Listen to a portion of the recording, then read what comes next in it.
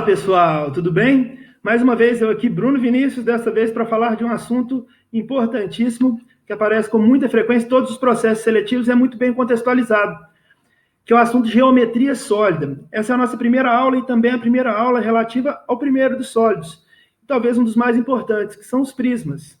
O que seria um prisma para a gente então, moçada? É por aí que nós vamos começar. Vamos começar pela definição de prisma. Prisma é um sólido que possui duas bases poligonais, então as bases são polígonos, além de serem polígonos, são paralelos e também são exatamente iguais. Na nomenclatura matemática correta, são congruentes. Então, prisma é um sólido que possui duas bases poligonais, paralelas e congruentes.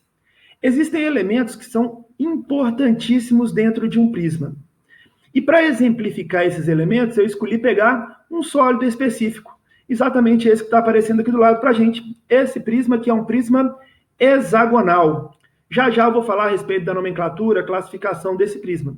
Mas é um prisma hexagonal por conta de sua base. E a partir dele nós vamos traçar os elementos que são importantes.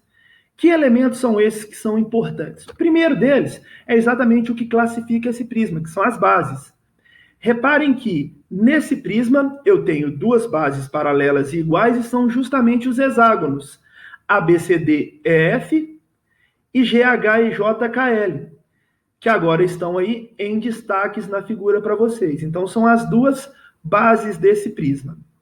Além dessas bases, tem outros elementos que são importantes a destacar aí as arestas.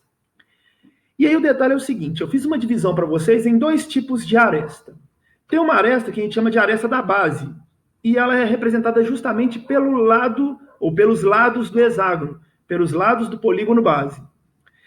Eu destaquei aqui um desses segmentos, em verde aí aparece para vocês na figura o segmento AF. Esse segmento AF é uma das arestas e é a aresta da base. Outra aresta do poliedro, do sólido, que é o prisma, é a aresta lateral. Nesse caso, eu representei em vermelho uma das arestas laterais. E essa aresta lateral é justamente a aresta AL. Então, mais um elemento importante dentro de prisma são as arestas da base e laterais. Além das arestas, nós temos aí outros elementos importantes, a saber, por exemplo, os vértices. O que seriam os vértices? São justamente esses pontos nas pontas do prisma, vamos colocar assim. A, B, C, D, E, F, até o L. Todos esses são vértices do prisma. Dentro em breve nós vamos fazer uma relação bem legal entre as faces, vértices e arestas de qualquer sólido, mas é um assunto um pouquinho mais para frente. Além desses vértices, temos também as faces laterais. Já falamos que temos duas bases, que são polígonos, nesse caso um hexágono, ou dois hexágonos, um em cada base, e além disso eu tenho faces laterais. Aqui eu destaquei duas faces laterais, a saber aí as faces FALK e também a BGL.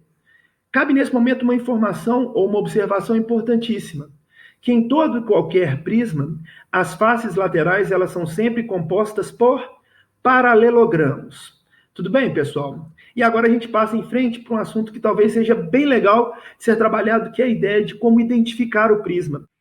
É isso, vamos agora para a parte da nomenclatura, ou como classificar os prismas. E eu dividi aqui de duas formas para vocês. A gente pode classificar um prisma ou dar nome para ele em relação à sua base. Reparem que eu já havia falado anteriormente de um prisma hexagonal, porque a base era um hexágono. Reparem que também o prisma pode ser triangular. Coloquei aqui esse exemplo para vocês de um prisma triangular. Reparem que as laterais continuam sendo paralelogramas, mas as bases agora são triângulos. Uma observação simples, mas importante. A quantidade de quadriláteros ou de paralelogramas na lateral é exatamente igual ao número de lados da base. Nesse caso, 3 quadriláteros, porque a base são triângulos. Mais ainda, eu posso ter um polígono, ou um poliedro, perdão, que é um prisma quadrangular, e a base seria um quadrilátero. A base também poderia ser um pentágono, ou ainda um hexágono, como foi mostrado no exemplo anterior. Bacana. Uma outra maneira de classificar os prismas, ou de dar uma nomenclatura para esses prismas, é em relação à angulação das arestas laterais com a base. Para isso, a gente fala que o prisma ele pode ser de duas formas. Ou ele será um prisma reto, ou será um prisma oblíquo. O que precisa para um prisma ser um prisma reto? É preciso que as arestas laterais sejam perpendiculares às bases. E para que um prisma seja oblíquo, as arestas laterais, obviamente, não poderão ser perpendiculares às paralelas. bases. E aí, nesse momento, cabe uma informação importantíssima, que nós vamos abordá-la com mais carinho, que é a respeito do cubo. O cubo, ele é um prisma? Sim, ele é um prisma, mas é um prisma especial. Ele é um prisma quadrangular, reto, mas com características especiais. É ela que nós vamos abordar dentro em breve na nossa próxima aula relacionando prismas. Grande abraço para vocês e até a próxima, se Deus quiser.